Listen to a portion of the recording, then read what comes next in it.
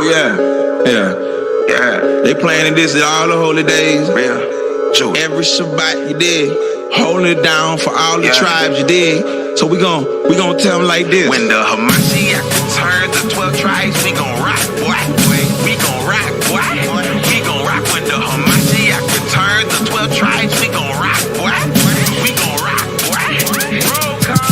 Judah, Benjamin, Levi, Manasseh, Simeon and Gad, Zebulun and Asher, Ephraim and Issachar, Naphtali and Reuben, the low of the earth. How could the father choose of each of Judah?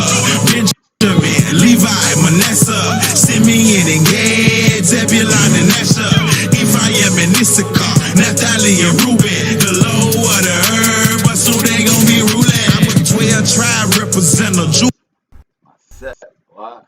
Judah, that's my set, boy. Move like a general, vet trying to be elect, boy. The ones hollering Kwam, Yasa, all of them my people. Cause like rain plus gravity, look, religion never equals up. Y'all will never equal us. Special chosen royal priesthoods who comes when we level up back on top like the world know that we should. Fringes hanging straight out of Jerusalem. When they see the passion of the Christ, it's nothing like the movie. When I tell them I am Hebrew, they look at me like I'm crazy. The way that I be doing work, I make a Mexican look lazy. On the corner pushing hard, I be working overtime. I used to be pushing hard like month number 9. My kinfolk from that north, but me, I'm from the south side. Kings, lions, you got it, that's that Judah tribe. We them Israelites, he took back land from Canaanites. The ones they used to criticize was the ones who now prophesy in Judah. Benjamin, Levi, Manasseh, Simeon and Gad, Zebulun and Asher, Ephraim and Issachar, Naphtali and Reuben, the low of the earth. How could the father choose of each of Judah? Benjamin, Levi, Manasseh, Simeon and Gad, Zebulun and Asher, Ephraim and Issachar, Naphtali and Reuben, the low of the earth. But soon they gon' be ruling. They can't tell that I no more. I know I'm an Israelite. Yeah, I know I was sleep before, like too much purple and some Sprite. My yasa Allah, Allah higher now a car. My power is one. The prodigal son has returned, rapping in tongues, popping shalom's. Blooker, turn soft if I take a look up. Back in my life, riding the night, high as a kite, void of the light. But not to family, I am loyal. Israel. My lineage, it be royal. Can't you tell? Precept on precept. When I read the whole book, I said we kings like that. Real talk, who you know with a team like that? 144,000 with a king like that. His name. He told Moses higher. I got brothers that call different names, but them brothers some rivals. If you don't rock with Messiah, then you ain't rocking with me. Real talk. Peace. And Mr. Amos 3 and 3, I rock with Judah, Benjamin, Levi, Manasseh, Simeon and Gad, Zebulun and Asher, Ephraim and Issachar, Naphtali and Reuben, the low of the earth. How could the father choose of each of Judah? Benjamin, Levi, Manasseh, Simeon and Gad, Zebulun and Asher, Ephraim and Issachar, Naphtali and Reuben, the low of the earth. But soon they gon' be ruling. Mashiach returns, the 12 tribes, we gon' rock, boy. We gon' rock, boy. We gon' rock when the Mashiach returns, the 12 tribes, we gon' rock, boy. We gon' rock, boy. Welcome to the Hebrew state of being. We are your humble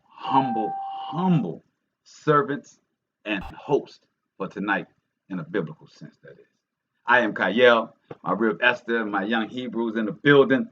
So, man, tonight, sorry for the late start. Normally, we try to get there get here by in between 8:30 and 9, but had to handle some things. As y'all know, life is moving really fast right now.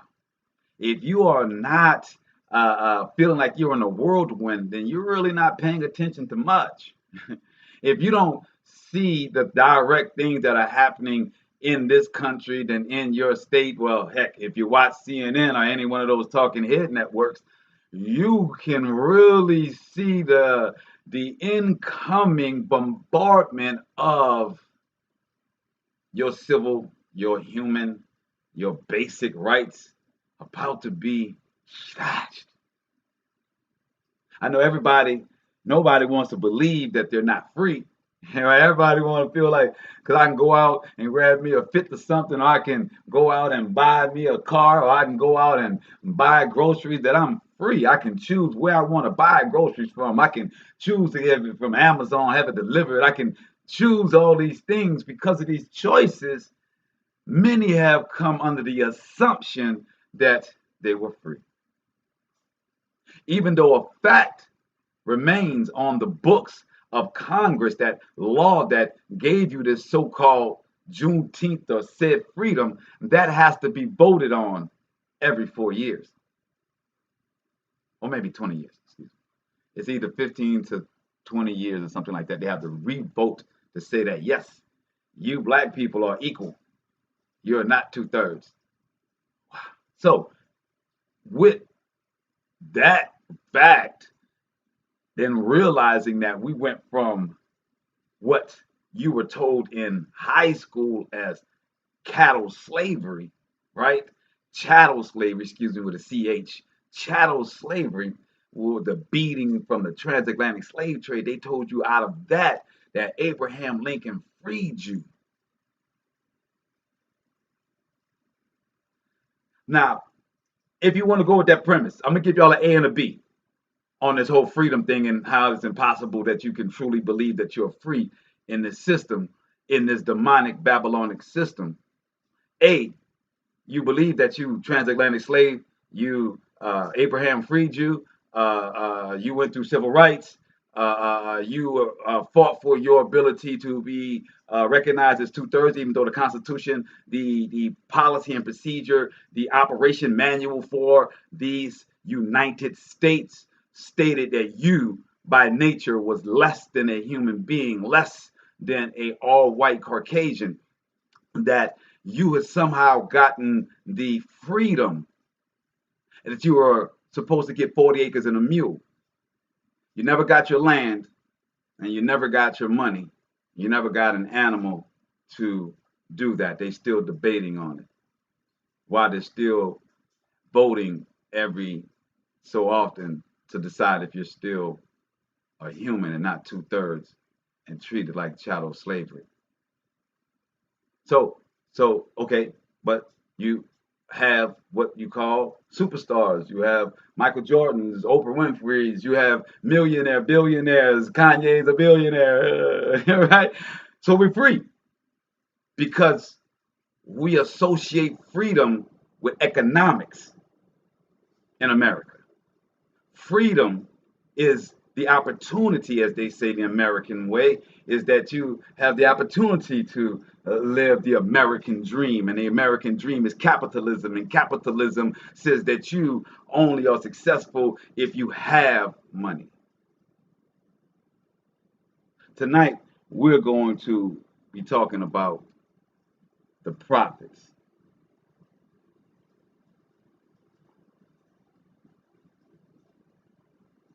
Because their freedom had nothing to do with Rome, Greece, or money. So in A, you thought you were free because you have superstars and millionaires and a guy that was voted to be president that had melanin, and they told you that that was freedom. But yet, here in New Orleans, our people of melanin are losing their homes through eminent domain, through higher taxes.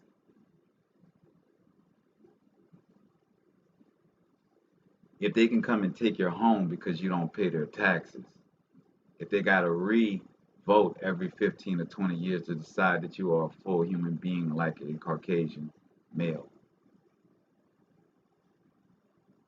then they hold the key to your existence. That's not freedom.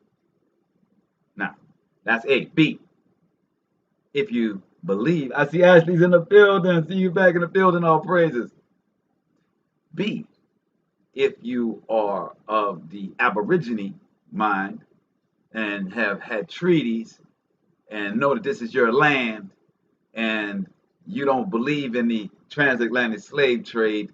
You've done some history, and you know that your people are, didn't come by way of slavery, and that you are part of this country before this United States was formed, and you believe that you're still on your land and that you're free, but you're just dealing with some unruly tenants that have overcome you.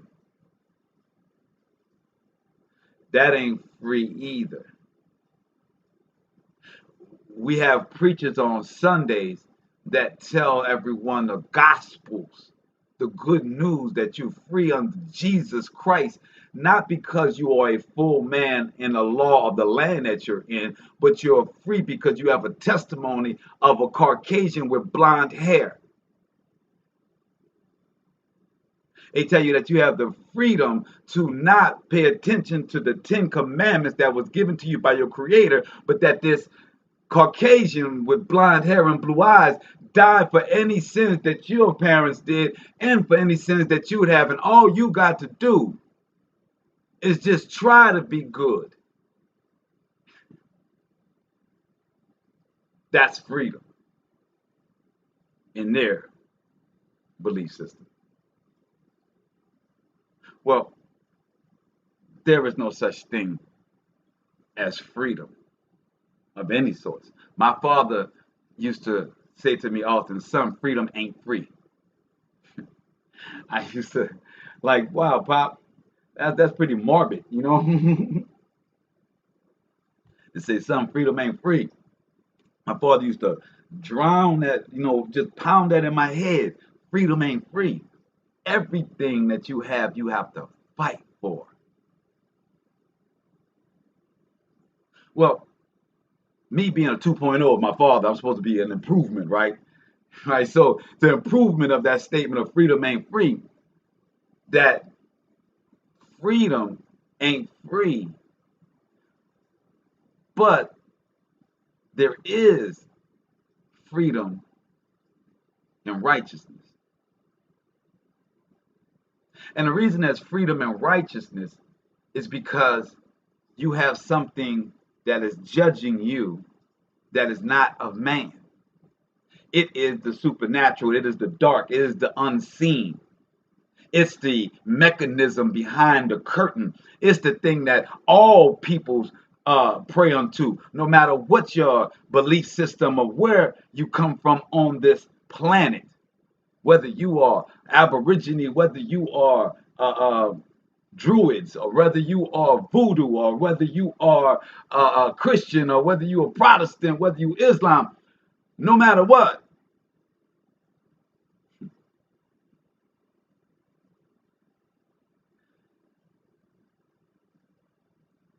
in order for us to understand fighting for freedom in the sense of the 60s of protesting, in the sense of the 70s in protesting and sit-ins and beatdowns,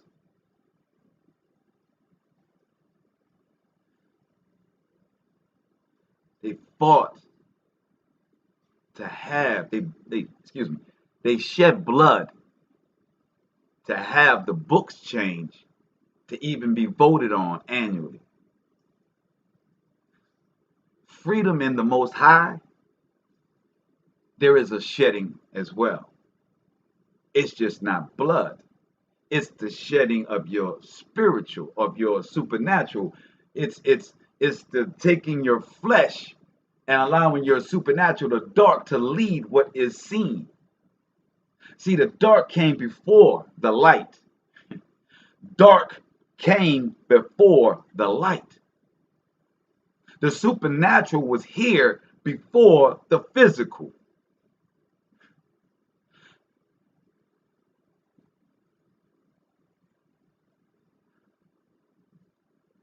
There is no such thing as no order. There is no such thing as no dictator or no overseer or no justice. There's no such thing. So when we're looking at the word free, and you're asking or thinking that you're free. Free to do what? What are they allowing you to do in your freedom? And what does the Most High allow you to do in its freedom? See, in its freedom, you're free from man. You're free from man's thoughts. You're free from man's ridicule. You're free from man's oppression. You're free from man's judgment. But you're not free from the Most High. You're not free from following righteousness. If you fall out of line, he will smack you. You will be cursed. You will have these issues.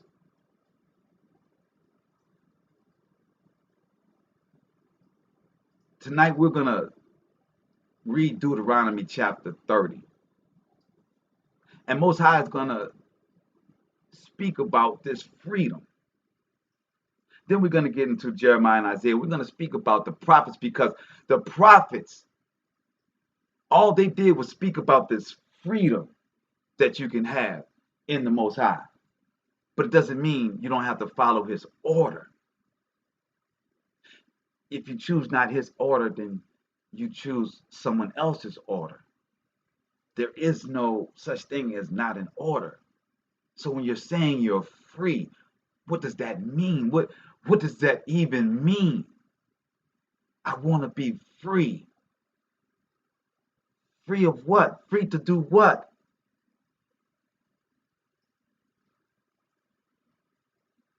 This country, this demonic government across the world, this demonic country and international nations are all confederate. They are all, Iris P in the building, salute Queen. They are all confederate in this. There's no such thing as this group don't believe in this group hate that group. They're only jockeying for position, but they're all in agreement. They're only fighting for who's the baddest on the block, who gets to get the lion's share of oppressing the world.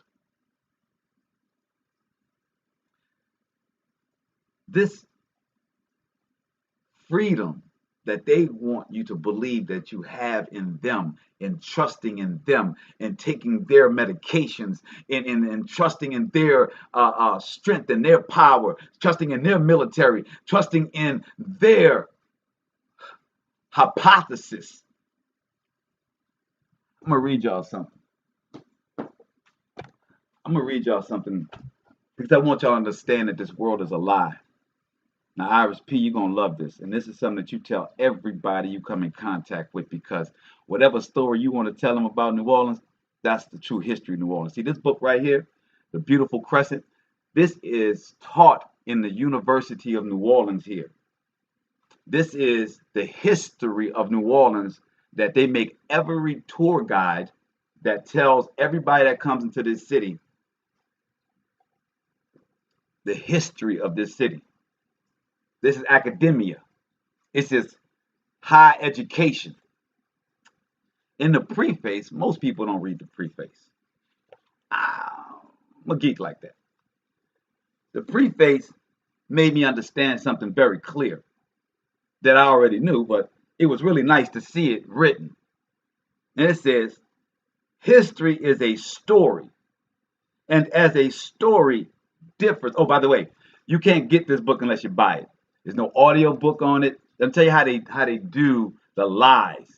So you can't hear it and debate it on an audio book or put up like that. It's not any place but if you purchase it only. But yet it's taught in the universities. And then every tour guide in New Orleans for the last 20 some odd years has been telling the same history of New Orleans. The prefix is only 2 paragraphs, guys. Don't worry, I'm not going to read that long. You're going to catch quick. It says, history is a story, and as a story differs with the storyteller.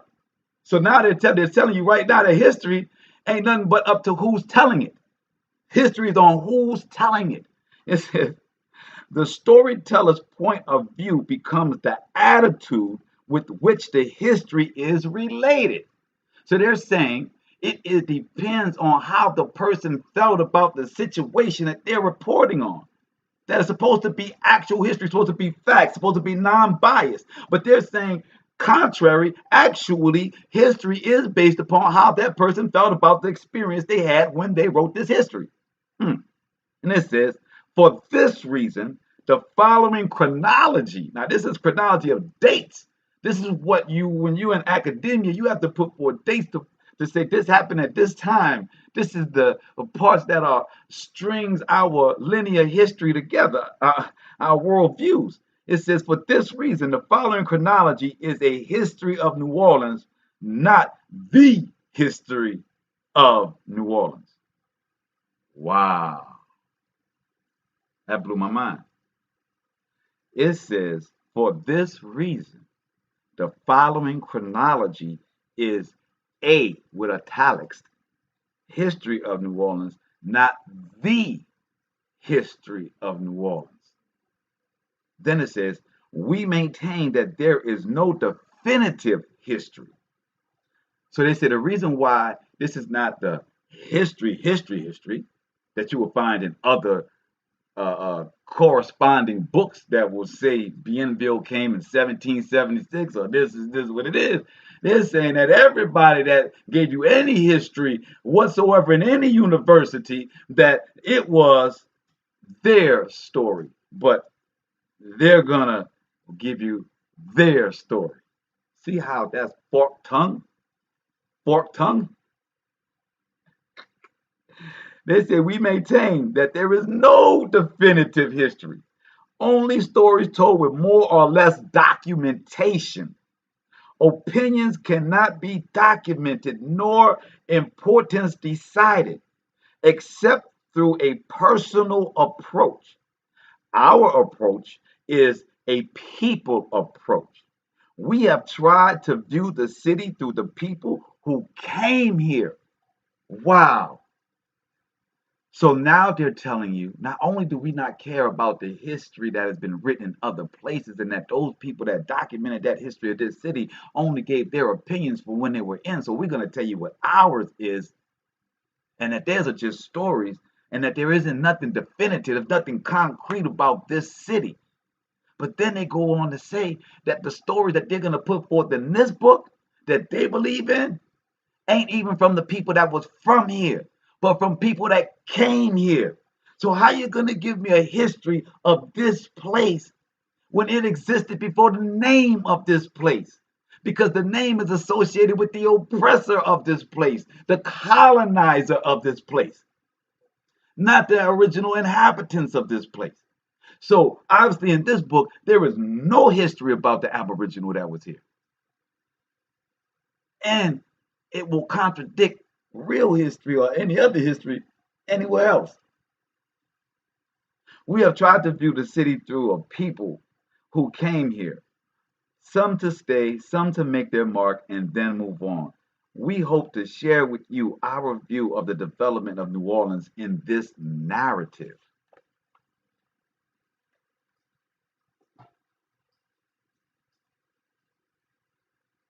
You live in the freedom that someone else manifested. The United States manifested its existence and how it moves and operates off of its dream, its ideas. And they do not coincide with the Most High's ideas. They actually coincide with Babylon and what many prophets call the daughter of Babylon, the whore that made many, many nations drink from her idolatry. Idolatry. That would be Jesus Christ.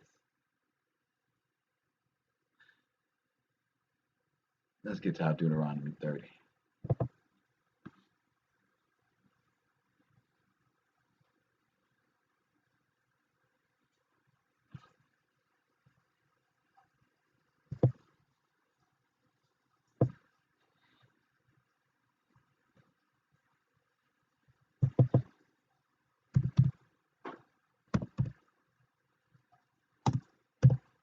So I said a lot there. I pray you understand that I'm speaking about freedom, and that as I read this book, these people, oh, Mike, you missed the last little piece, man, about the beautiful crescent and the lies that Europeans have written to create this concept of the United States, this concept of this great glory of themselves, and that you can't possibly have freedom in someone else's dream. You can't possibly have freedom in someone else's house, someone else's home. So the Most High made a promise to us. He made a promise of being free from man, free from other men's dreams, other men's desires, other men's stories. He said, if you follow these commandments and live your life in a certain manner, then all things that you touch, all things you touch will prosper. It's a simple concept. It's so simple. You would think that anybody could get it. You would think that a baby would be able to understand this. But no, most of us are so intelligent that we rationalize, we use our own concepts, we rethink the words and say, well, in this present day, because that was written so long ago, in this present day, it's got to mean that. And all this present day means is that from your slavitude, your indoctrination, you look at it through your master's eyes. And then from your master's eyes, this can't happen today. This can't work in this day and time.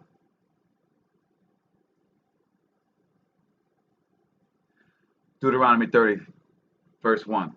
And it shall come to pass, when all these things are come upon thee, the barakas and the curse, which I have set before thee, and thou shalt call them to mind among all the nations whither the Most High thy Creator hath driven thee.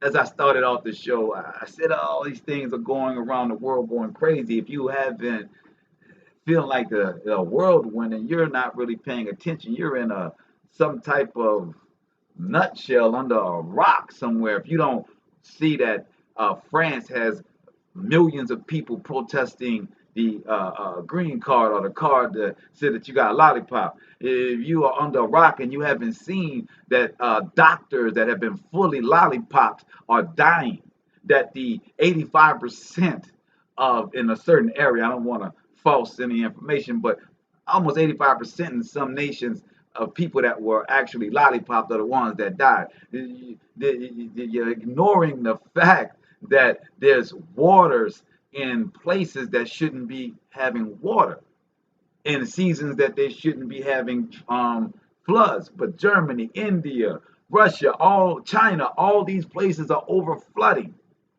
not from a national disaster like a hurricane, no, just from torrential rains. You might wonder where all of these clouds are coming from that are giving them these rains. Well, the West Coast is burning. All the West Coast is burning. Not to mention the coldest place on the earth, Siberia, Russia, has 100,000 acres on fire right now. The coldest city is on fire in Russia, in Siberia. Like I said, maybe, just possibly, you may have noticed a lot of things are going on. You might have noticed that your president is talking about having you lollipop by any means necessary. You may have heard about the New York mayor, governor rather, saying that he wants to drive people to their homes. He wants to drive to people's home, put them in a car, take them to a place where they can get the lollipop. The brother from the elder from here put out Black people, watch out America, watch out Black Americans, right? That's been circulating around, has gone viral, right? So yeah, we got a lot happening. So when the Most High says that you will have the blessings and the curse, it says when this comes about, this is speaking of the latter days, these days, in times. And it says, which I have set before thee. So these things already planned. Now, I'm going to take a dive to the left here. Bear with me, guys. There's a parable that the Most High gives Ezra. When Ezra's trying to ask the Most High just to end all of it now, he's like, we don't need to have another generation. Just kill everybody, bring judgment right now. That we got a good people here all together. All of us, all the children of Yasharala, we rebuilt the second temple the best we could. Ezra asking the Most High, just come and end it now. Come and judge us now. Come and kill everybody. And the Most High speaks back to Ezra and says, look, a woman, when she is born, is already written how many children she's going to have. He said, so Ezra said there's a woman that's supposed to have 9 kids. If that is what is written for her to have, that is the path that was written when I set everything up in the beginning. In the beginning, before Hashatan went left, before the watches came down, when the Most High set everything up in the beginning, right? He says, when I set everything up in the beginning, I did not plan for you guys to go this route. So I had everybody's written in the book who was going to come and who was going to die. So he tells Ezra, he gives him the parable of the woman with 9 children. He says, a woman cannot have all 9 of those children at one time. You have to let time bring about what is prophesied or what is written. And as here the Most High is saying, which I have set forth before thee. He's talking about the blessings and the curses that he has written about to come at the end of all of this. So then he goes further with Ezra and he says, also furthermore, ask that woman if her first child is as strong as the 9th child. And that's the part that I wanted to bring up right here. This is why I wanted to make the deviation. In history, if you do a little deep diving, you look at these ancient civilizations, and they will tell you that we do not have the technology to replicate what was done in ancient history. The India, in Indonesia, in the Mayan temples, the pyramids, we don't have the technology to do it again. So when Ezra's given this parable, and the Most High says the first child is stronger than the 9th child, the Most High is letting him know that as the generations go, we're going to get weaker until the end time.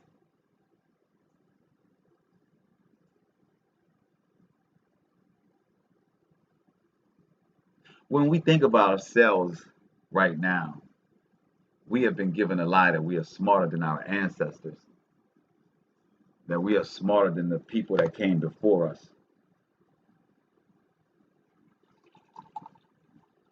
And that's just not the case. Our ancestors were stronger than us, smarter than us, and more spiritually connected than us. As generations go and as we are dummied down and as we eat things that have destroyed the way we think and are under our oppressors' colonization, we have our Stockholm syndrome. So we are far from what Jacob and the 12 tribes were, and Judah and all of those guys were in the beginning. We as a people, we are playing out this book. We are part of the prophecies. You are living in a prophecy, no matter when you're born, because the prophets of old spoke about all these things until the end time. And how do we know we're there in the end times? Well, if you read these prophets, you'll see that it matches. So let's finish up with back to our Deuteronomy 30, right? So my sidebar was that we should take note that we are weaker than our ancestors. We should accept that and know that this is part of the prophecy, and we are coming to the end time. We are a degradation of what we were, and that we have to use that and understand that to fight harder to keep our spiritual connection with the Most High. Here in Deuteronomy 30, the Most High is saying unto us that these things shall come to pass in the time that he will set forth that the blessings and the curses will come. And he says, which I have set before thee, and thou shalt call them to mind among all the nations, whether the Most High, your Creator, have driven you these. So the Most High wants us to prophesy of these prophets. He wants us to repeat this. He wants us to let everyone know that this has been written wherever he scatters us. And shalt return unto the Most High thy Creator, and shall obey his voice, according, like I said, nobody's free. Who you choose to be your ruler is the question. And shall obey his voice according to all that I command thee this day, thou and thy children, with all thine heart and with all thy soul, that then the Most High, thy Almighty, will turn thy captivity and have compassion upon thee, and will return and gather thee from all the nations whither the Most High thy Creator hath scattered thee. So Most High is clear on what he wants you to do in this time. He wants you to have compassion upon thee. He says that then when the Most High your Creator will turn thy captivity, because we are in captivity. Get it? That's why I set everything up in the beginning to explain to you that we are in captivity. And so now these scriptures should speak to you more clearly, knowing that you're in captivity. He's talking, he says, then the Most High, thy Creator, will turn thy captivity and have compassion upon thee, and will return and gather thee from all the nations, whither the Most High, thy Creator, has scattered.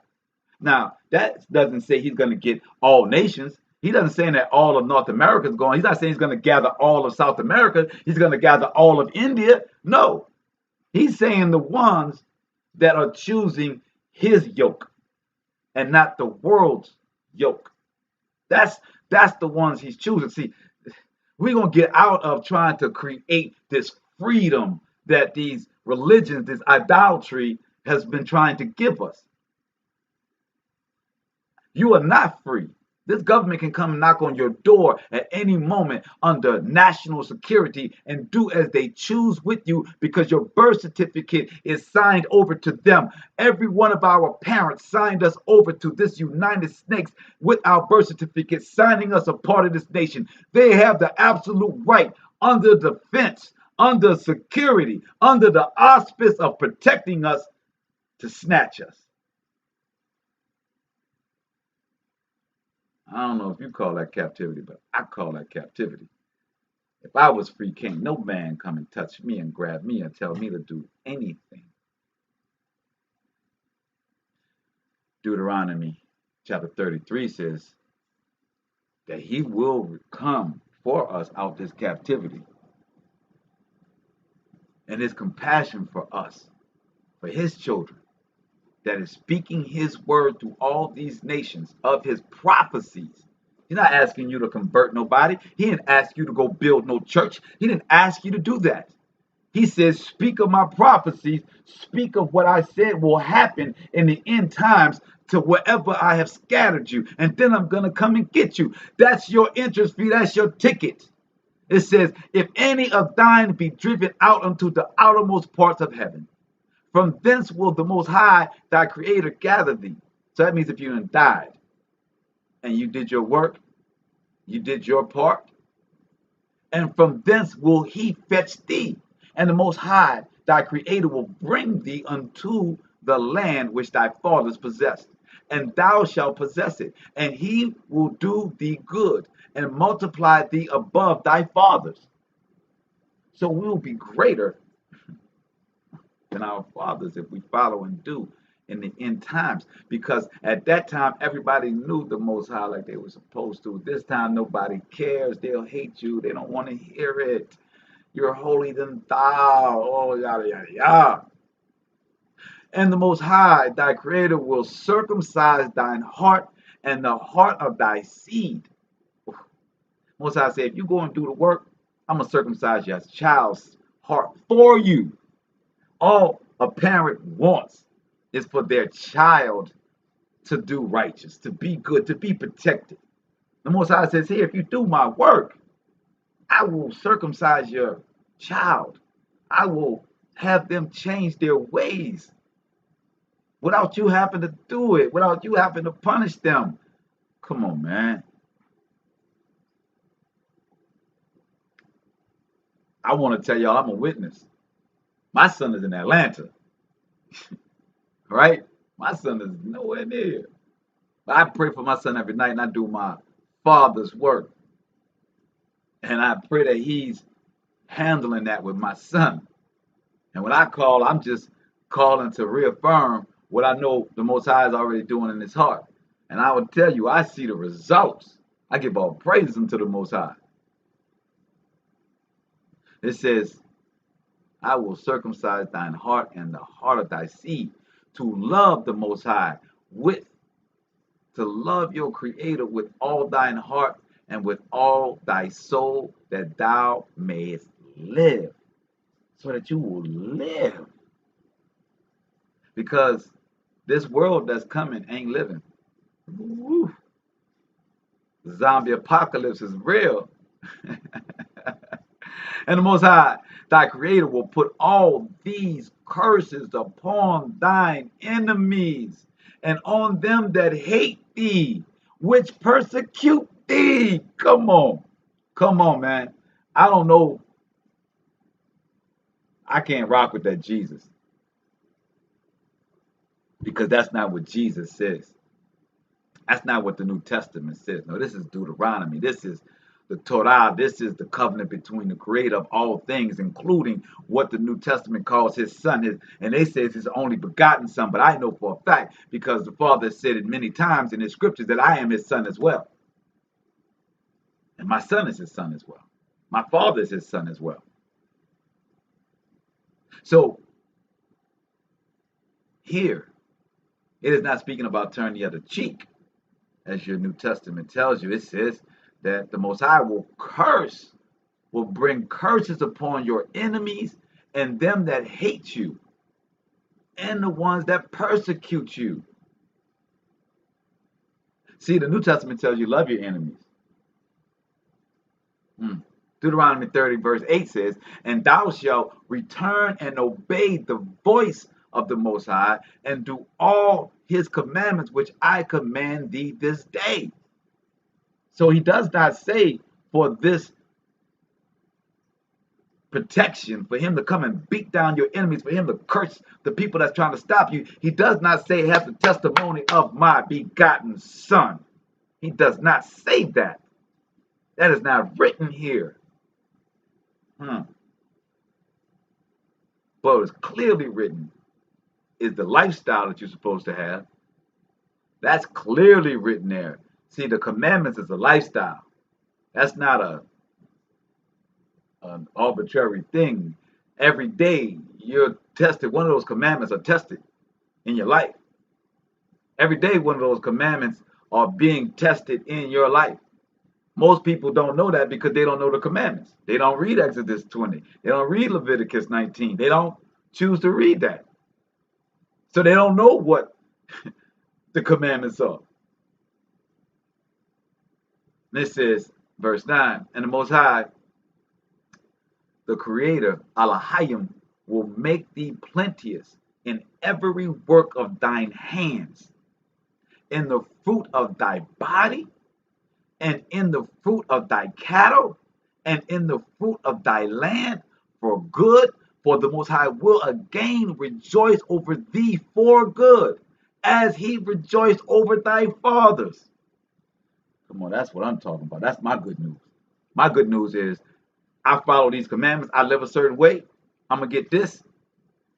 I'm not trying to live in this gray world where I don't know what a sin is. I don't know if I'm blessed or when he comes out the sky, I'm supposed to say Jesus. I don't know what am I supposed to say Jesus to? I mean, when the sky crack open, I mean, they can have any old kind of image up there. Am I just supposed to? See, they don't tell you all that. See, it's a lifestyle. It's not a name. It's not somebody else's testimony. It's your testimony. Can you do you have a testimony of your goodness? Can you say when you sacrifice yours to give to others? That's what he wants to hear. He wants to hear that more than I accomplished, you know, I got a Bentley, or I got a house on the hill, or, you know, you know, any of those silly type things, right? He says, I want to know if you keep my commandments and you live in the righteous. Are you a testimony? To keep his commandments and his statutes which are written in this book of the law. And if thou turn unto the Most High thy Creator, Elohim, with all thine heart and with all thy soul. For this commandment which I command this day, it is not hidden from thee, neither is it far off. Whoa, wait, hold on. The Most High about to get jazzy with you. Oh yeah, he about to get jazzy. He said it's not, these 10 commandments ain't some foreign thing that you got to decode. He said it ain't from afar. He says it is not in heaven. Ooh, verse 12, Deuteronomy 30. He says it is not in heaven that thou shouldest say, who shall go up for us to heaven and bring it unto us that we may hear it and do it. Whoa, so Deuteronomy 30, verse 11 says, for this commandment which I command thee this day it is not hidden from thee, neither is it far off. Verse 12,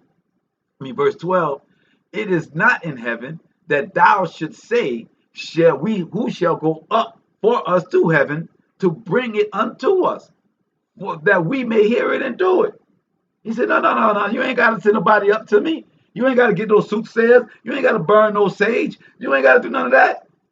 He says, verse 13, neither is it beyond the sea, that thou shouldest say, who shall go over the sea for us and bring it unto us, that we may hear it and do it. Oh, my Aborigine. So my Aborigines that say we ain't got that same doctrine, you know what I'm saying, as the 10 Commandments. For my tribal ones that follow a different path, you know what I'm saying. The Most High is saying, nah, you ain't had to get it from the east. You didn't have to. You didn't have to follow it through Hebrews or through Israelites. Then the Most High says on 14, but the word is very close unto thee. He says, nigh unto thee. He says, in thy mouth and in thy heart, that thou mayest do it. Whoa, the Most High says his commandments is in your mouth and in your heart. So when they say when you're born, you know right from wrong. They say that when you do wrong, you feel it immediately. When you do right, you feel it immediately. Most High says that his commandments of doing righteous, that ain't off in the heavens where you got to send somebody. It ain't over the seas. It's in you. You know righteous. You know righteousness. And you know right from wrong. Choose life, as it says. So verse 15 of chapter 30 of Deuteronomy, it says, see, I have set before thee this day life and good, and death and evil. I love when those shot calls evil. I ain't gonna lie, I really do. Everybody want to create devils and whatnot. The Most High shot calls it. I created that evil. What you gonna do about it? I was about to say, man, you got to choose your yoke wisely. And it says, verse 16, and that I command thee this day to love the Most High, Elohim, thy Creator, to walk in his ways and to keep his commandments. See, keeping his commandments is a lifestyle, to walk in his ways and his statutes and his judgments, that thou mayest live and multiply, and the Most High, thy Creator, shall bless thee in the land whither thou goest, and possess it. But if thine heart turn away, so that thou wilt not hear, but shall be drawn away, and worship other gods, and serve them. Remember, your flesh can make your iniquity a god. Your flesh can desire something that is not of the Most High, and you will change your life for it. Gambling, alcoholism, whoredom, capitalism, the wrong way, you know what I'm saying? The oppressing, those things, the desire for this world and what you do, the backstabbing, the cutthroating, the stepping away from righteousness, the not even living up to your own moral code. Verse 17 says, but if thine heart turn away, so that thou wilt not hear, but shall be drawn away and worship other gods and to serve them. Most High says in verse 18, I denounce unto you this day that you shall surely perish, and that ye shall not prolong your days upon the land, whither thou passest over the Jordan to go to possess it. I call heaven and earth to record this day against you. So the Most High says, for all people that are born until the end times, if you go against he, then he shall denounce you. Period. Just, and to prove it, he's going to call who were here in the beginning of all things. He's calling upon the heavens and the earth, which he created, to be his witnesses to you, humans, the creatures that he created, that if you do not follow his path, that he will bring this destruction upon you. So when we got so many people dying in this day, and so many people that's going to be dying in the very near future, one doesn't have to ask the question. One should know that somewhere in that person there were some things that was called into question. It's not for us to judge. It's not for us to guess. Not for us to ponder on why somebody died or if they should have died or what. It's not on us. We don't have the control of death. The Most High does. But what we do have control over is our life and our death. It says, I call heaven and earth to record this day against you, that I have set before you life and death, barakas, blessings, and cursings. Therefore, choose life, that both thou and thy seed may live, that thou mayest love the Most High, thy Creator, Elohim, and that thou mayest obey his voice, and that thou mayest cleave unto him. For he is thy life, and the strength of thy days, that thou mayest dwell in the land which the Most High sware unto thy fathers, Abraham, Isaac, and Jacob, to give them. And Most High pretty much said that. I see the building, Chanel. Thank you for joining. Lady Me Hair, I don't know exactly how to pronounce that LLC, but Hair. Lady, love you for being here. Appreciate you. So that's La Dame Hair, I think. So as we look at this Deuteronomy, we look at the world, we look at the Most High's promises.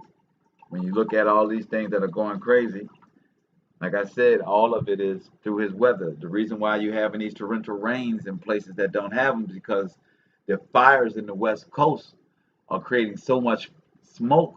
They're creating their own weather system. They're creating clouds. Those clouds are producing water and flooding out Europe. They said that in 1 hour they got as much rain as they would get in a year.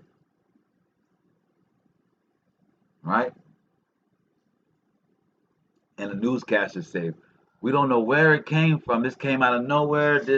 We don't know. We just don't know how to. We couldn't have predicted this. Well, that's what the prophets were about. That's what the Most High sent, and that's what He's asking us to do in this day, to repeat what these prophets are saying, to know these prophets.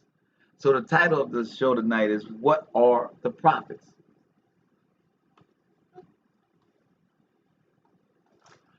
You know, a prophet in the days of old was something that we could not possibly fathom in this day.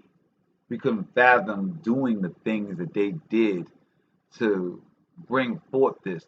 These people in their books are etched because the things that they did at those times etched them into the world's minds. The prophets were men that were inspired, been spoken to, or had visions from the Most High, whether it be with seraphim, cherubim, angels, or whatever it may be. These were men and women, judges like Deborah, that were on fire for the Most High, that was in a direct connection to the supernatural, to the unseen. What is a prophet? A prophet is a person that has dedicated themselves to telling everyone what was told to them by the Most High, what words were given to them. Prophets are not fortune tellers. Prophets were not Nostradamus, so to speak. They were not soothsayers. They were not predicting the future. Prophets were speaking of the judgment of the Most High. That's what the prophets were. They were bringing forth and announcing the judgments of the Most High in that present moment and for latter days, which we are in. That's what a prophet is. Now, in order to get their message across, Ezekiel, for one, he went in town square and built a replica of Jerusalem. And he, from the vision that the Most High gave him of Nebuchadnezzar and the Babylonians coming in to take over, he sat in the middle of the square. I guess you could say for this nation, he would have been, at the White House, I guess, on the lawn with a replication of the White House and all of that, and shown how the White House was going to be destroyed by either whatever fashions, aliens, whatever it may be, right? The other nations, nuclear bombs, or whatever it may be. And he's doing it on the lawn of the United States. That's one thing that Ezekiel did. Jeremiah, we're going to read through this, a little bit of this Jeremiah chapter 30. And I'm going to let you guys out of here tonight because I want to be clear on how these guys and what these guys went through. Well, what they prophesied and what is this end times. And for us to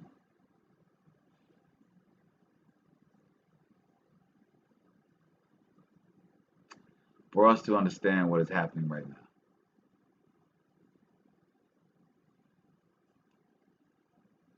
It's not an out of control disease.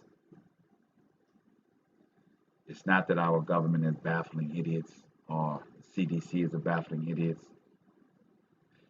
It's not the control and censorship that is being put in place. This is all the reactions from the Most High's curses that He has said would come forward in the end days. That's what this is. We have prophets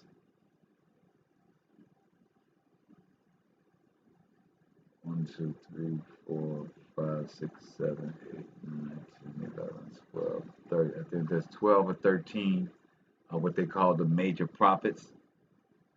Then there's the 12 assisting prophets, smaller prophets. So through the history of time of our ancestors, we've had over, close to 30 prophets that have spoken the Most High's word. Malachi is the last one of the Old Testament before,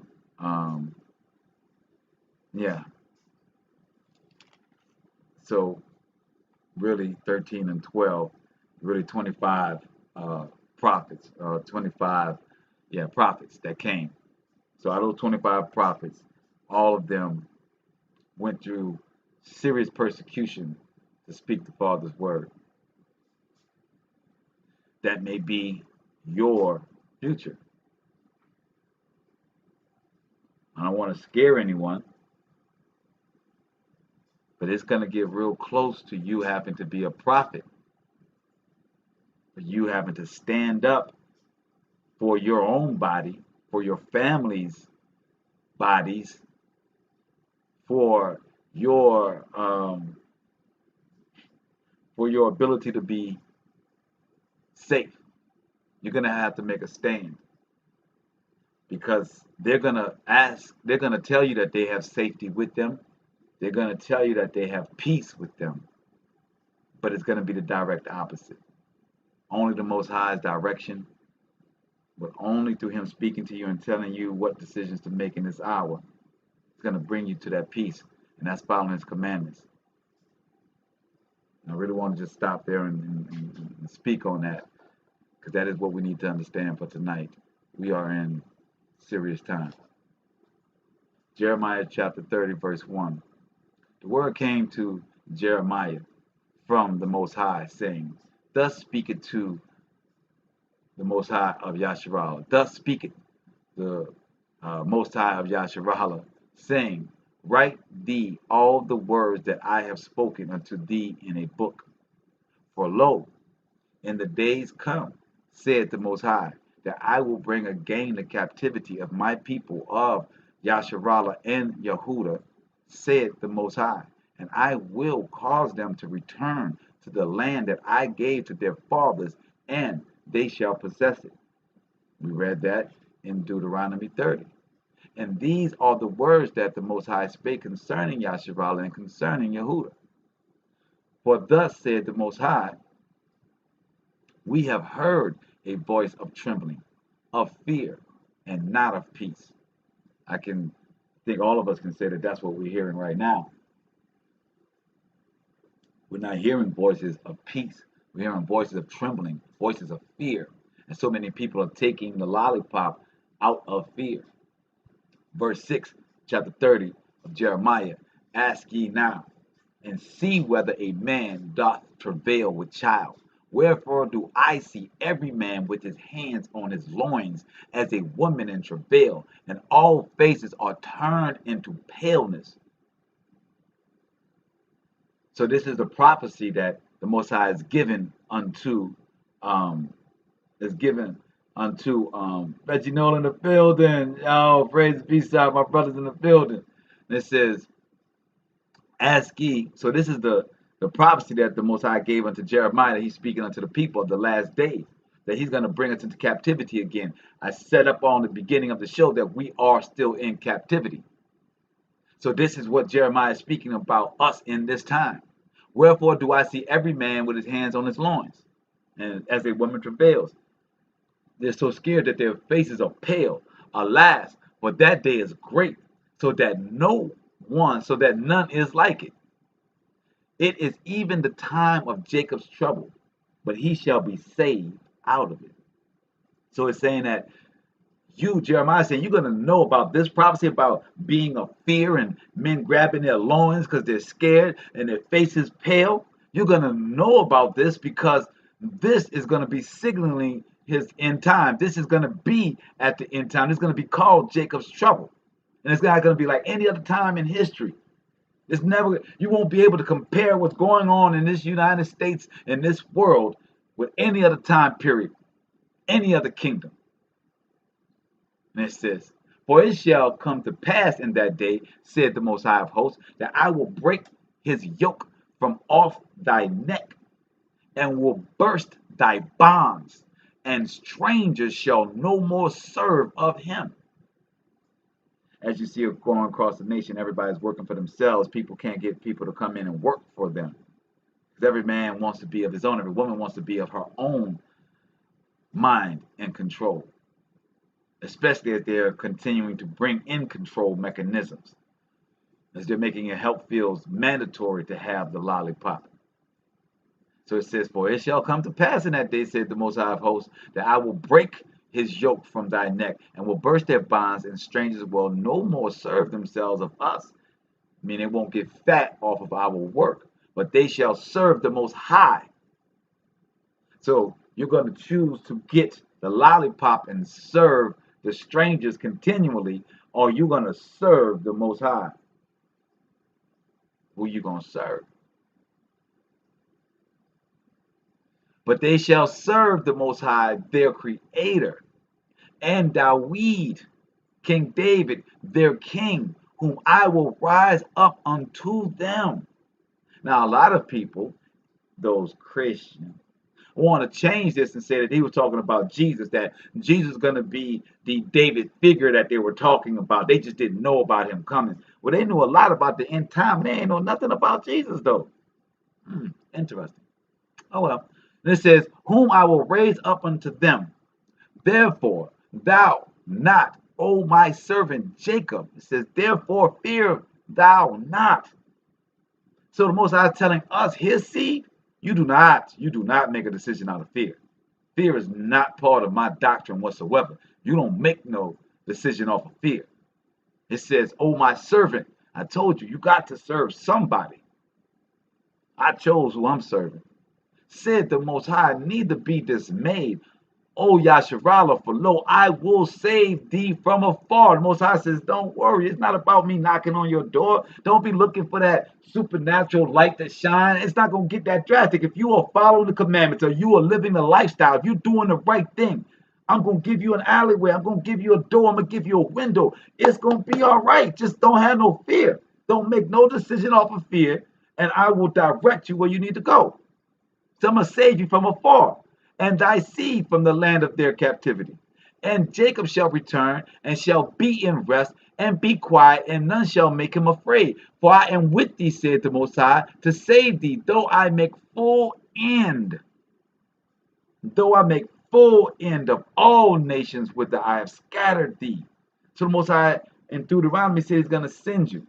In chapter 30, Deuteronomy says, I'm going to send you to these lands, and I want you to speak my word. Speak what the prophets spoke on. Let them know what time that they were in. Because then when I come and I wham, like as it's saying here, when he comes to knife everything out, he ends all nations. That's when he's going to gather you. After he done destroyed all nations. I know a lot of people don't want to see war. They don't want to see tribulations. They don't want to see trials. They want things to be all nice and neat. They want the Most High just to come and make flesh disappear. But flesh has to die so they can get judged spiritually. The flesh has to die for the spirit to be judged. So a lot of people gonna lose some blood. A lot of people gonna die. It's not a question of when. I mean, it's not a question if. Right? And it says, yet will I not make full end of thee. So the Most High said, I will tear down the nations where I'm scattering you, but I'm not gonna kill you. He says, but I will correct you. I mean, if we can get past ourselves and allow ourselves to be corrected by the Most High, you don't want man to correct you. You don't want to be controlled by man or controlled by woman. Then the Most High says, then allow me to do it. If you don't let me do it, then they're going to be the ones controlling you.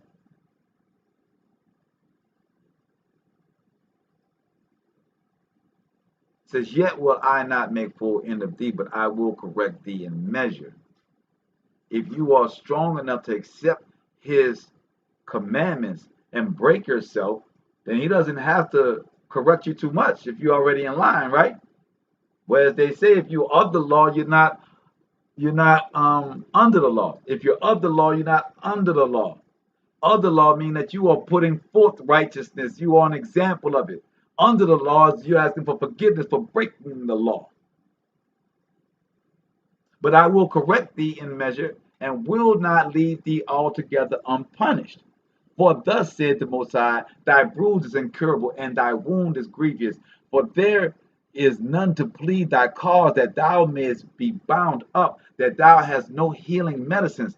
Here again, the Most High is saying, you're going to follow them and believe their lies, or you're going to follow me? Because he's saying there are no healing medicines. He put forth this. So the lollipop is just that, a lollipop. Is not good for you. Lollipop is full of sugar.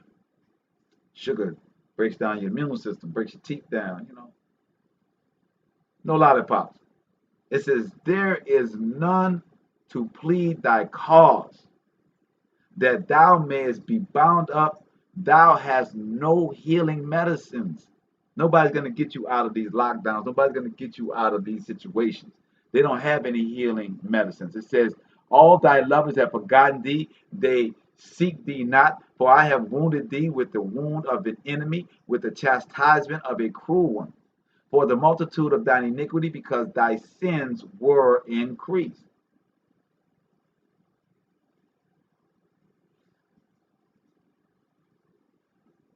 Why criest thou for thine affliction? Thy sorrow is incurable for the multitudes of thine iniquity, because thy sins were increased. I have done these things unto you. We're talking about the nation, the people. The Most High says, because you will not follow my commandments, I have brought this chastisement, and I will bring the end of these nations because of the iniquity. Therefore, all they that devour thee shall be devoured, and all thine adversaries, every one of them, shall go into captivity. And they that spoil thee shall be a spoil, and all that prey upon thee will I give for a prey. That's Jeremiah chapter 30, verse 16. For the Most High says in 17, for I will restore health unto thee, and I will heal thee of thy wounds, said the Most High, because they called thee an outcast. Ain't nobody outcast but us. Let's see you in the building, Alana, saying, this is Zion, whom no man seeketh after. Oh no, we seeketh after Zion. Best believe that. See,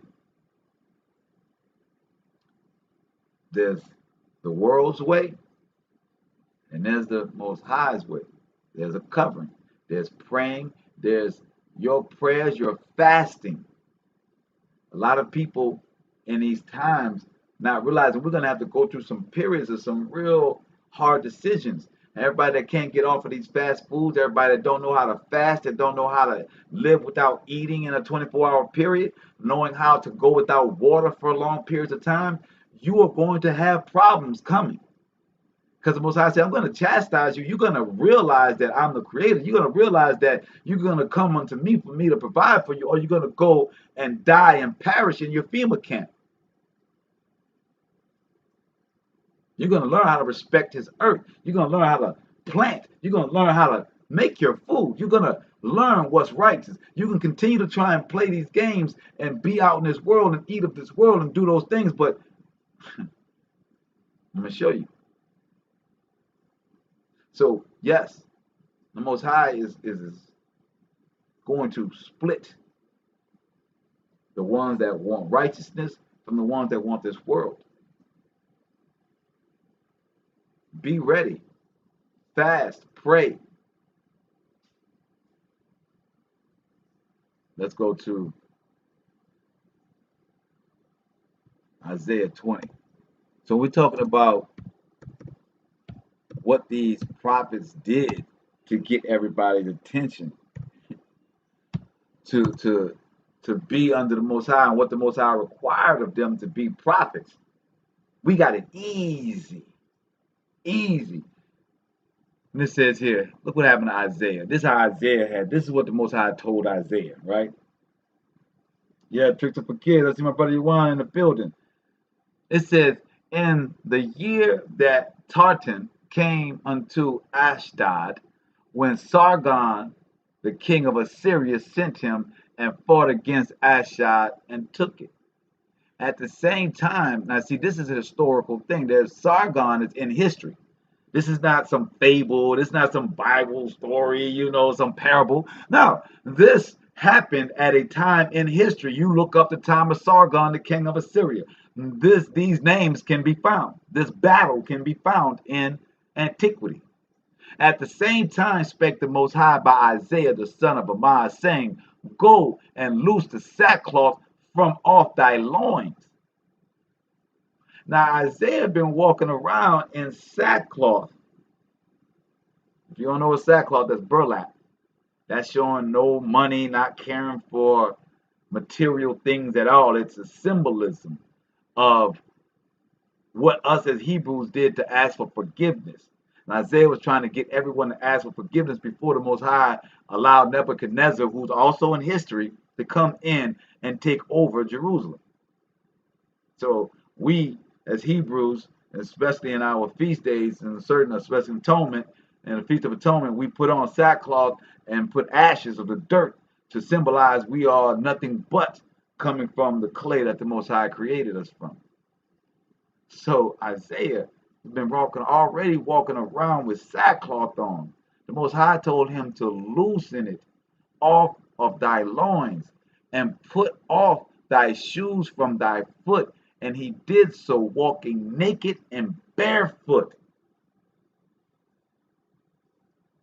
Isaiah walked naked throughout the region to give the prophecy of the Most High. Is that a coincidence that Isaiah is the oldest scroll that we have in antiquity? It's the oldest written on parchment of the scripture, the oldest book of, or the oldest scroll of the scriptures? Because he walked naked for 3 years, giving a prophecy of the things to come. So imagine everybody talking about this naked dude walking around saying, crazy old guy. And then when they see all his words come to fruition, when they bust open the gates and the Babylonian king comes through, I bet everybody wrote down what he said. I bet everybody made sure that they said, remember that crazy dude, that naked dude? Yeah, he said all this would happen. Y'all remember what he said? We need to write it down for the next generation so they know of his prophecies. Do y'all remember everything he said? Didn't he say in the last time the other ones were gonna get this? You don't think that happened? For men to walk around butt naked for 3 years to speak of a prophecy of the town and the nation being taken over, and then the nation is taken over exactly the way he said it? And the Most High said, like as my servant Isaiah had walked naked and barefoot 3 years for a sign and wonder upon Egypt and upon Ethiopia, so shall the king of Assyria lead away the Egyptians prisoner and the Ethiopians captives, young and old, naked and barefoot, even with their buttocks uncovered, to the shame of Egypt.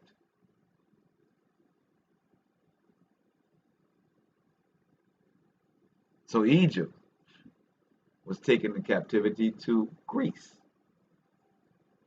The Macedonians, Alexander the Great, took over them butt naked and renamed Kemet to Egypt. Facts. So, what are the prophets? The prophets were men that did not question what the Most High was telling them in their mind. Who were the prophets? Women that spoke the truth of the Most High when it was uncomfortable, when it wasn't fashionable, when their lives were on the line. That's what a prophet, a prophetess is.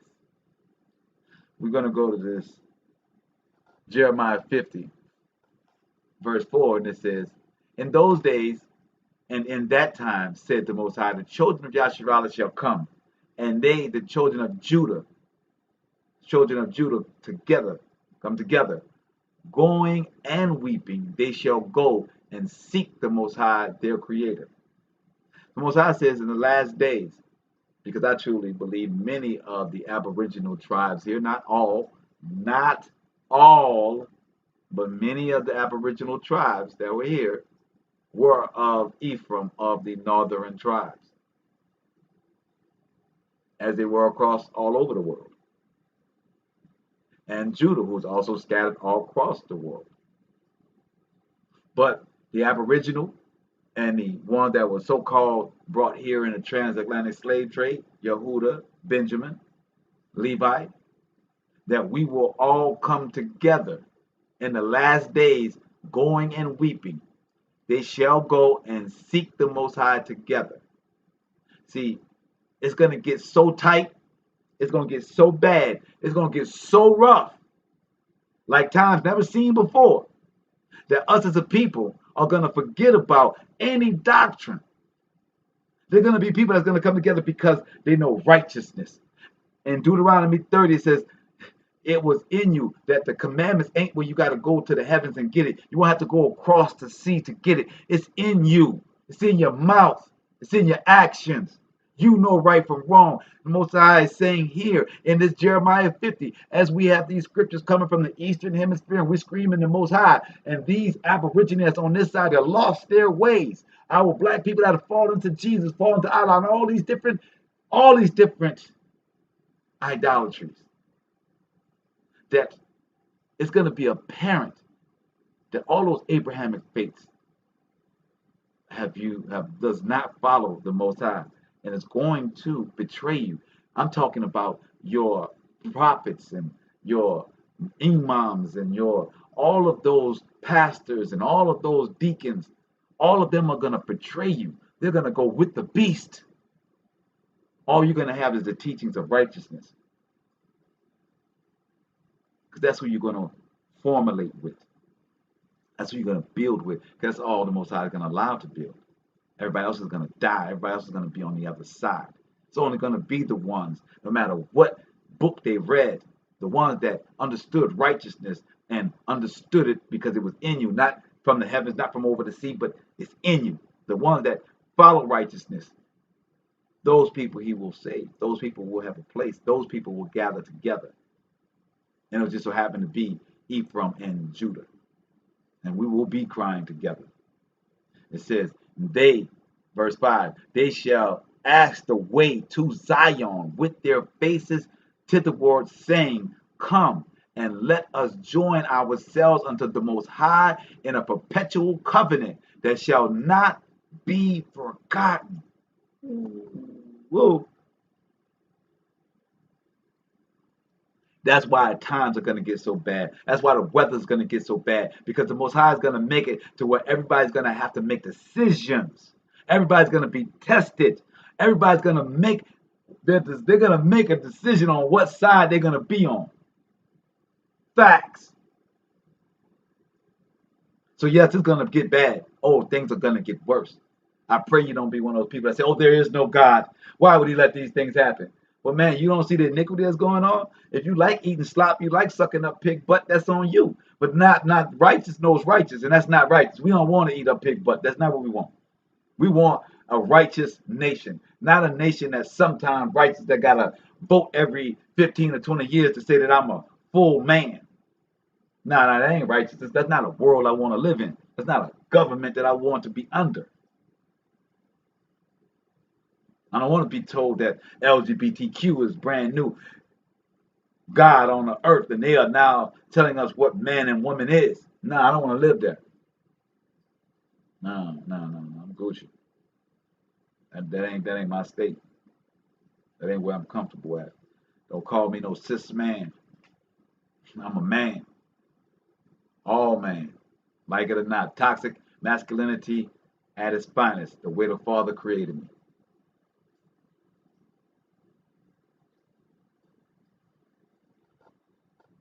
Drop down to verse 19 of chapter 15. It says, and I will bring Yasharallah game to his habitation, and he shall feed on Camel and Bashan, and his soul shall be satisfied upon Mount Ephraim and Gilead. In those days, in that time, said the Most High, the iniquity of Yasharallah shall be sought for, and there shall be none. And the sins of Judah, and they shall not be found, nor will I pardon them whom I reserve. So the Most High said, even though you got a remnant, us, we're not pardoned. We're going to have to take our punishment for what we did, or our times of iniquity, if we don't clean ourselves. If we don't clean our spirits, we don't clean our minds, we don't clean our bodies, the Most High is going to put us through it. If you don't clean your body and start eating better, he's going to have you feeling sick. I'm not talking about this thing where you need a lollipop. No, he's going to make it to where the food don't taste right. You're not going to, pork or beef is going to make you vomit when you eat it. You're going to find that they don't really have real meat. You're going to find that what this Beyond Meat thing that they created is from Roundup and it's pesticide, and it gives you even more diseases than regular meat would. Beyond Meat is cancerous. So you're going to find that they're trying to 3D print meat and steaks now. They're taking tissue and making artificial meats.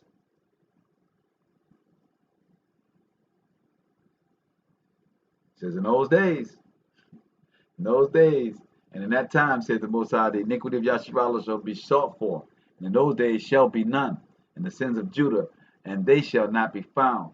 For I will pardon them whom I reserve. In Jeremiah, it said that he will not let us go unpunished or unreprimanded. Here in 50, it's saying that's his pardon. As you clean yourself, you are pardoned as your reserve. And then drop down to 33. And I'm about to let you guys out of here. Verse 33, thus said the Most High of hosts, the children of Yasharallah and the children of Judah were oppressed together, and all that took them captives held them fast. They refused to let them go. So in America, we know Judah was put in jail, and we know the natives were put in jail, the Aborigine. As I have on here, as we know, they lied in our history books, and they say that all the slaves that came to North America was from Africa. That is a lie. We have the proof. They enslaved the Indians, the Aborigine that were here as well.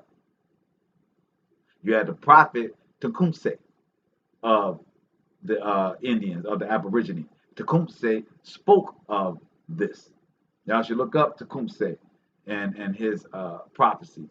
They were the last Sebastian, the ones that fought for the Aboriginal lands here, him and his brother.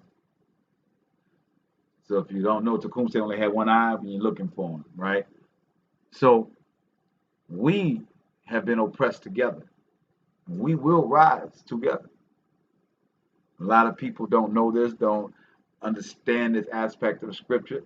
So as I walk through these city streets of New Orleans that are half Aborigine, half Judah, when I talk these things, they look at me like I'm crazy, because the Aborigine, the Inyans of New Orleans, think that Judah is caught up in the church, and they're the Masons, and they're, all their representation of all of the government, the evil, the bouye, the politicians. The Judah thinks that the Aborigine, the ones that are plain Indian but are really Aborigine, that they are ignorant. They don't know no better. They are uncurable. You know what I'm saying? They can't help them. You know what I'm saying? So when I speak these words, the Aborigine think I'm trying to speak of that Christianity, and the ones that know I'm not speaking of Christianity, the Judah ones saying, what you talking about, the spirits of these divinations, they don't get it either. So as Ezekiel and as Jeremiah and as all of the other prophets that have come, not always understood. You're not going to be always understood when you, in turn, take this to your home and to your family and to your friends. And it's not that you're speaking your words. These aren't my words. These are the Most High's words. I'm telling you that Ephraim and Judah in history, in antiquity, is proven to be the two people that are stuck in North America under the slavery, and South America and the Caribbean, all the Western Hemisphere. That's who these people are. And here the scripture says that we're going to come together in the end. We're going to rise up in the end. The ones that follow the Most High and follow righteousness. And it says, the children of Israel and the children of Judah were oppressed together, and all that took them captives held them fast. They refused to let them go. Their Redeemer is strong. The Most High of hosts is his name. He shall thoroughly plead their cause. And that he said, thoroughly plead their cause, that they may give rest to the land and disquiet the inhabitants of Babylon. Disquiet the inhabitants of Babylon. A sword is upon the Chaldeans, Nimrod said the Most High, and upon the inhabitants of Babylon, and upon her princes, and upon her wise men. A sword is upon the liars, and they shall do. A sword is upon her mighty men, and they shall be dismayed. A sword is upon their horses, and upon their chariots, and upon their mangled people that are in the midst of her. And they shall become as women. A sword is upon her treasures, and they shall be robbed. See, the big bad boys are no longer going to be big bad boys. They're going to be like little girls. A drought is upon her waters, and they shall be dried up, for it is the land of graven images. Who has graven images? Rio de Janeiro got a giant Jesus piece. America is the idolatry. There's no other country that has that. That's why we know we're the daughter of Babylon. Besides the Vatican, that part. The drought is upon her waters, and they shall be dried up, for it is in the land of graven images, and they are mad upon their idols. Mad upon their idols.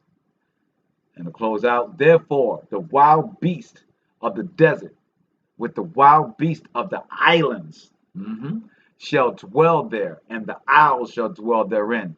And it shall be no more inhabited forever, neither shall it be dwelt in from generations to generations, as the Most High overthrows Sodom and Gomorrah and the neighbor cities thereof, said the Most High, so shall no man abide there, neither shall any son of man dwell therein. Behold, a people shall come from the north, and a great nation, and many kings shall be raised up from the coast of the earth. And they shall hold the bow and the lance. They are cruel, and will not show mercy. Their voice shall roar like the sea, and they shall ride upon horses, every one put in array, like a man to battle. Against thee, O daughter of Babylon, the king of Babylon. And we're talking about America. This is the prophecy of the things that's going to happen to America.